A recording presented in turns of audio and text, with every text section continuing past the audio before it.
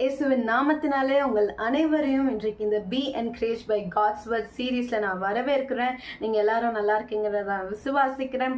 அநேக போராட்டங்களோ இல்லை அநேக பிரச்சனைகளோ இல்லை அநேக டெம்டேஷன் சோதனைகளை நீங்கள் ஃபேஸ் பண்ணிட்டு இருக்கிறீங்களா? ஆண்டவர் இன்றைக்கு உங்களுக்கு ஒரு வார்த்தையை வைத்திருக்காரு. இன்றைக்கான டாப்பிக்கே என்ன நீங்கள் பார்த்தீங்கன்னா, how to withstand temptation or trials. Okay, சோதனை நேரத்தின் போதோ இல்லைன்னா நம்மளோட போராட்டத்தின் நேரத்தின் போதும் நம்ம எப்படி திடமாக நம்ம எப்படி ஸ்ட்ராங்காக இருக்கணும், அதை எப்படி நம்ம வித்ஸ்டாண்ட் பண்ணணும் அப்படின்ற காரியத்தை தான் இன்னைக்கு நம்ம பார்க்க போகிறோம். எல்லாரும் மத்தேயு 26ஆம் அதிகாரம் 41ஆம் வசனம் வாசிப்போமா? நீங்கள் சோதனைக்கு உட்படாதபடிக்கு விழித்திருந்து ஜெபம் பண்ணுங்கள். ஆவி உற்சாகம் உள்ளதுதான், மாம்சமோ பலவீனம் உள்ளது என்றார். இங்கிலீஷ்ல வாசிக்கலாம். 26 Matthew 26:41. Watch and pray lest you enter into temptation. The spirit indeed is willing, but the flesh is weak. So இது என்ன கான்டெக்ட்ஸ்னா, ஏசப்பா வந்து கெத்செமனே தோட்டத்தில் ஜெபிக்க போகிறாரு. ஏன்னா கொஞ்ச நேரத்தில் அவரை வந்து போர் வீரர்கள் கொண்டு போகிறாங்க. அதுக்கப்புறம் அவரை வந்து சிலுவையில் அறையப்பட போகிறாரு. ஸோ அதுக்கு முன்னாடி கெத்செமனே தோட்டத்தில் ஜெபிக்க போகும்போது அங்கே வந்து அவர் டிசைபிள்ஸ், எஸ்பெஷலி அந்த இடத்துல பீட்டர், ஜேம்ஸ் அண்ட் ஜான், அவங்க கிட்ட சொல்லிட்டு போகிறாங்க, நீங்கள் விழித்திருந்து ஜெபிச்சுக்கிட்டு இருங்க அப்படின்ற மாதிரி சொல்லிட்டு போகிறாரு. ஸோ சொல்லிட்டு அவர் போயிட்டு 2-3 வாட்டி ப்ரே பண்ணிட்டு வரும்போதெல்லாம் இவங்க வந்து உறங்கிட்டு இருக்கிறது பார்க்கும்போது அவங்கள பார்த்து என்ன சொல்கிறாங்க, நீங்கள் சோதனைக்கு உட்படாதபடிக்கு நீங்கள் விழித்திருந்து ஜெபித்திருங்க. So Jesus knew that there's gonna be a problem that's gonna come ahead. ஏசுக்கு தெரியுது ஒரு சோதனை வரப்போகுது, ஒரு பிரச்சனை வரப்போகுது, ஒரு போராட்டம் வரப்போகுது அப்படின்றது ஏசப்பாக்கு தெரியும். அதனால சொல்றாரு விழித்திருந்து ஜெபிங்க அப்படின்ட்டு. எதுக்காக ஜெபிக்கணும்? இந்த பிரச்சனையின் மத்தியில, இந்த போராட்டத்தின் மத்தியில நீங்க ஸ்ட்ராங்கா இருக்கிறதுக்காக தான். ஏன்னா அவர் இன்னொரு காரியமும் ரொம்ப முக்கியமான காரியம் என்ன சொல்றாரு, மாம்சமும் பலவீனம் உள்ளது பட் ஆவி உற்சாகம் உள்ளதுன்னு. நம்ம போராட்டம்னு வரும்போது, நம்ம பிரச்சனை போராட்டம் வரும்போது நம்மளோட எமோஷன்ஸ் ஒரு பெரிய கேம் பிளே பண்ணோம்ல. அதாவது நம்மள ரொம்ப டவுன் ஆக்கிடும். நம்ம வந்து நம்மளோட மாம்சம் வந்து நம்மளை அடுத்த காரியத்தை பண்ணவே விடாது. இல்லை ஒரு நம்மளை ரொம்ப லைக் நம்மளை அதட்டுகிற ஒரு பிரச்சனை நம்மளுக்கு வருதுன்னா, we will not even take the next step because அது நம்மளை ரொம்ப பாதர் பண்ணியிருக்கோம். அதான் சொல்கிறது, மாம்சம் பலவீனமானது தான் பட் ஆவியை உற்சாக முடியாது. ஸோ ஆவி எப்படி நமக்கு, ஆவியான தேவன் நமக்குள்ளே இருக்காரு. அவர் நம்மளை எப்படி பலப்படுத்துவாராம்? போராட்டத்தின் மத்தியிலையும் நம்ம ஸ்ட்ராங்காக இருக்க, உற்சாகமாக இருக்க பலப்படுத்துவார். ஸோ அதை எப்படி நம்ம ஆக்டிவேட் பண்ணோம்? அந்த ஒரு சினாரியோ, அந்த மோடை நம்ம எப்படி ஆக்டிவேட் பண்ணோம்னா, நம்ம விழித்திருந்து ஜெபிக்கணுங்க. ஏன்னா அந்த நேரத்தில் ஒருவேளை அந்த சீஷர்கள் விழித்திருந்து ஜெபித்திருந்தாங்கன்னா அந்த போராட்டத்தை அவங்க தைரியமா மேற்கொண்டிருப்பாங்க. எஸ்பெஷலி பீட்டர், அவர் வந்து இயேசு மேல இருந்த அன்புல பேதுரு வந்து அந்த கோர்ட்யார்ட் வரைக்கும் போயிட்டாரு. ஓகே, அந்த சான்ஹெட்ரின் வரைக்கும் போயிட்டாரு. ஒருவேளை விழித்திருந்து ஜெபித்திருந்தா அந்த இடத்துல பீட்டர் வந்து மறுதளிச்சுக்க மாட்டாரோ என்னமோ. முன்கூட்டியே ஆண்டவர் சொல்லிட்டாரு, ஏசப்பா சொல்லிட்டாரு, நீ என்ன மறுதளிப்ப அப்படின்ட்டு. Because he knew the sequence, என்ன நடக்க போகுதுன்னு அவருக்கு தெரிஞ்சிருக்கும்.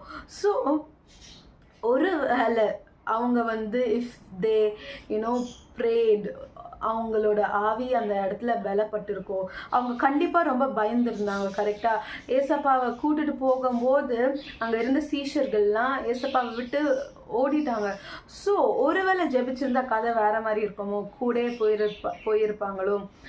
we don't know the story but this is a happen.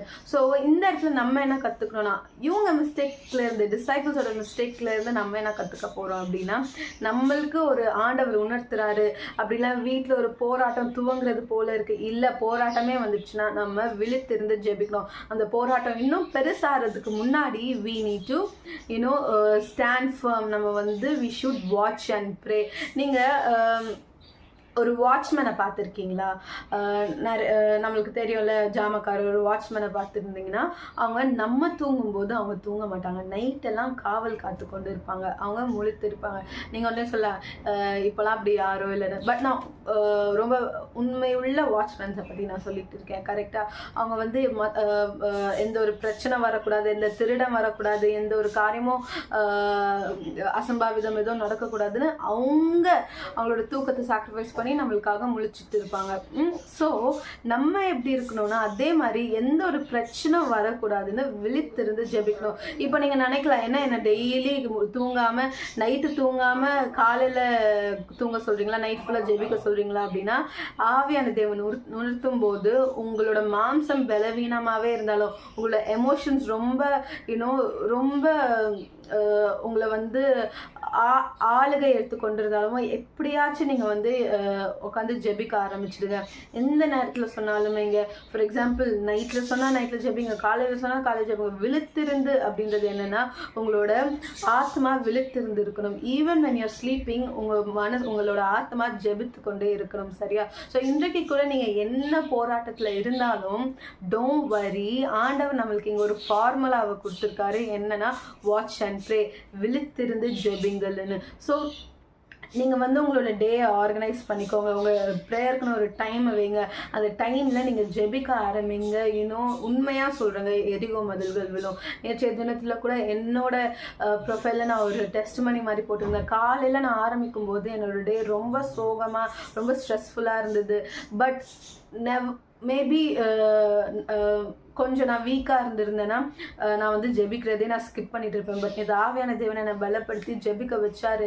ஏன்னா ஆவியான தேவன் என் கூடயே இருக்கிறத நான் உணர்ந்துட்டு இருந்தேன். என்னை பலப்படுத்திக்கிட்டே இருந்தார். காலையில் என்னோட டேயை நான் ரொம்ப ஸ்ட்ரெஸ்ஃபுல்லாக ஆரம்பித்தேன். ஆனால் நைட் நான் என் டேயை முடிக்கும் போது ஸ்ட்ரெஸ்ஃபுல்லாக முடிக்கல. It ended on a high note. நேற்றைய தினத்தில் ஆண்டவர் எனக்காக நிறைய அற்புதமான காரியங்கள் செய்தார். என்னை வந்து ரொம்ப ஹாப்பி ஆக்குனார் ஆண்டவர். ஓகே, ஸோ அதுதான். ஸோ ப்ராப்ளம்ஸ் வரும், நம்மளை ஸ்ட்ரெஸ்ஃபுல் ஆக்கும். பட் அந்த நேரத்தில் நம்ம விழித்திருந்து ஜெபிக்க ஆரம்பிச்சோன்னா உண்மையாக எரிகோ மதில்கள் விழும், உண்மையாக செங்கடல் பிளக்கப்படும், உண்மையாக சத்ரு நம்மளை விற்று ஓடியே போயிடுவான். So the formula is to watch and pray. விழித்திருந்து ஜெபிக்கணும். வாங்க இப்போ நம்ம ப்ரே பண்ணலாம். Jesus, we thank you for this beautiful day Lord. அப்பா, இன்றைக்கு கூட எங்களுக்கு இந்த ஃபார்முலாவை சொல்லி கொடுத்ததற்கு நன்றி. அப்பா, இப்படி ஆண்டவரே மாம்சத்தில் நாங்கள் பலவீனமாக இருந்தாலும் அப்பா, ஆவியில் நிரம்பி நாங்கள் ஜெபிக்க எங்களுக்கு கிருபை பாராட்டுவீராக. நாங்கள் எங்களோட பிரச்சனைகள் போராட்டத்தில் மேற்கொள்ள எங்களுக்கு உதவி செய்யுங்க. ஆவிக்குரிய வாழ்க்கையில் நாங்கள் இன்னும் நிலைத்து நிற்க தேவன் நீர் எங்களுக்கு கிருபை பாராட்டுங்க. இயேசுவின் நாமத்தினால் ஜெபிக்கிறேன் ஜீவனுள்ள நல்ல பிதாவே. ஆமீன். ஆமீன். God bless you. Have a great day.